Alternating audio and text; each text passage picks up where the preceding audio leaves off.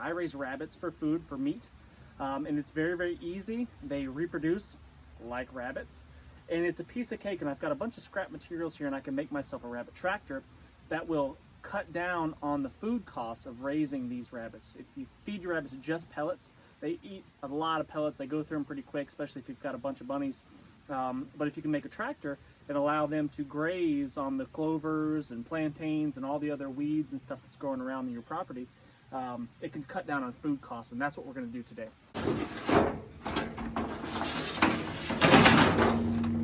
I tell you what, anytime you're messing around with metal, always look for snakes, especially in the summertime, because they love getting underneath the metal just because it retains some of its heat. And if you were trying to catch snakes, if that was your goal, is to have a snake trap, just lay a piece of metal out on the grass and you'll find some, guaranteed.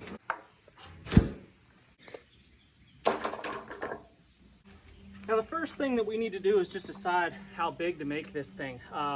The rabbit tractor that I've used before, the one I built a few years in the past and recently gave it away to somebody else that's raising rabbits, was about 4 by 8. And it worked pretty good. I could drag it around and move it around the yard pretty well, but my kids definitely could not. It was just too big and too heavy. So I think I'm gonna make this one significantly smaller.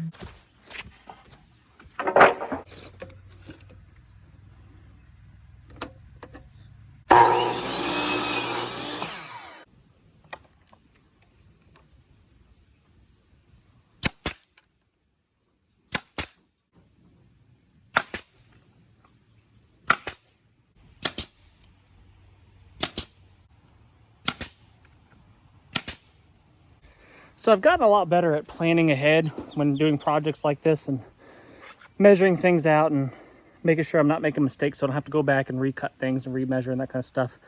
And just as I was about to tell that to you guys and say that to the camera, I go and do something like that.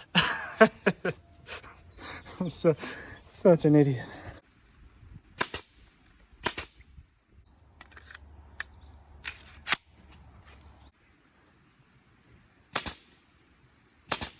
That right there is why you wear safety glasses when using a little brad nailer like this, or any kind of nail gun for that matter, and why you don't put your fingers close to where you're nailing if at all possible, because they shoot out all crooked like that sometimes, and I've had them nick my fingers before.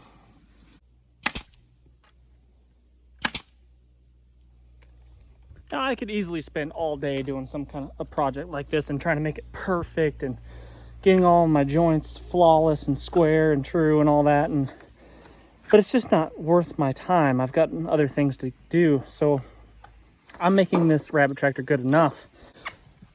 I get it done and it works. It's going to last just as long as if I was to take a full day to make it.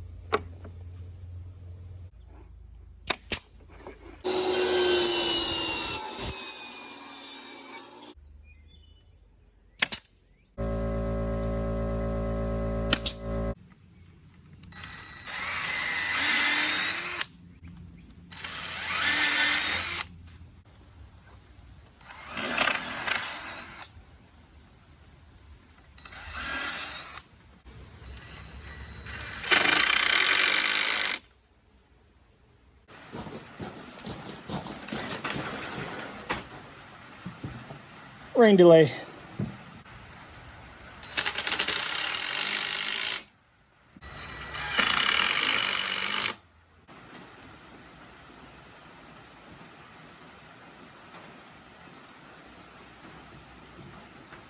So what I've got to do now is create a barrier to separate females from males, because I only put the females with the males when I want them to breed and have little bunnies. But like during the winter time, for example, I don't want that to happen. I want to make sure that they stay separate. And putting a piece of plywood in the middle is also just a good way to have a place to secure their waters, and then their pellet tray.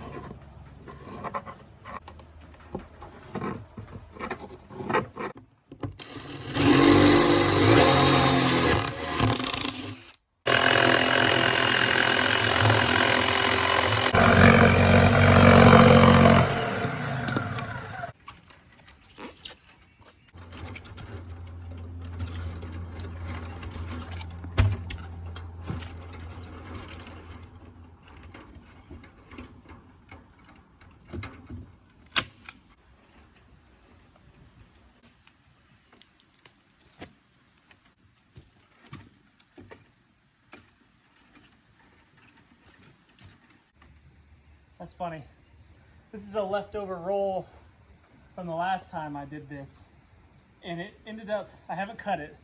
This is just what was left over. This is exactly the right amount of chicken wire. That's awesome. It's cool when things work out like that. Not planned. Just good luck.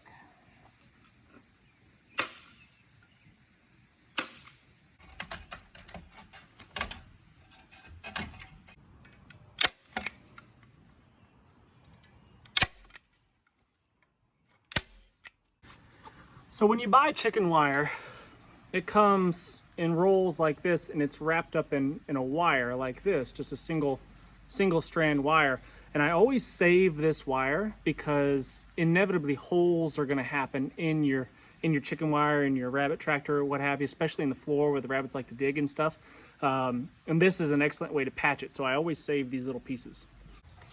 So now that we got it all wired up, we got to put some skis on the thing, because when you're dragging it around the yard, this wire mesh, this chicken wire, will get hung up on everything, and little sticks and stuff, rocks and stuff sticking up out of the ground, and it will tear your chicken wire off. And plus it just doesn't slide that easy. And these skis, these runners that I'm going to secure on here, are going to make it much easier to slide across the ground.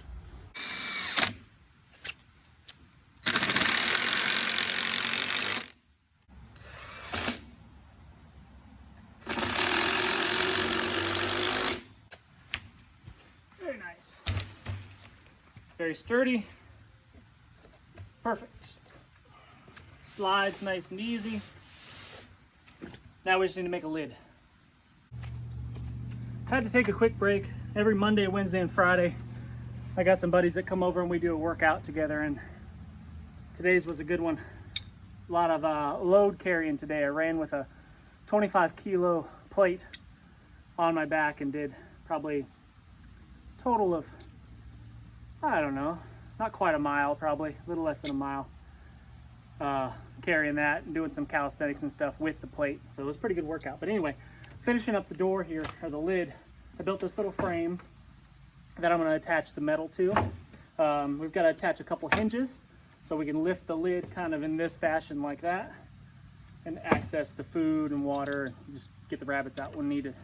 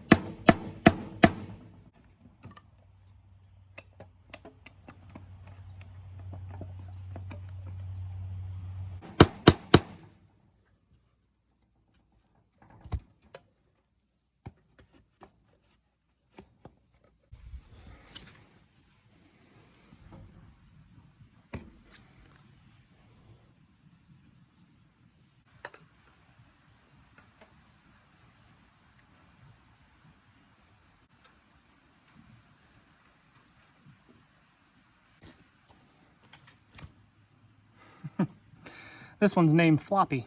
Can you tell why?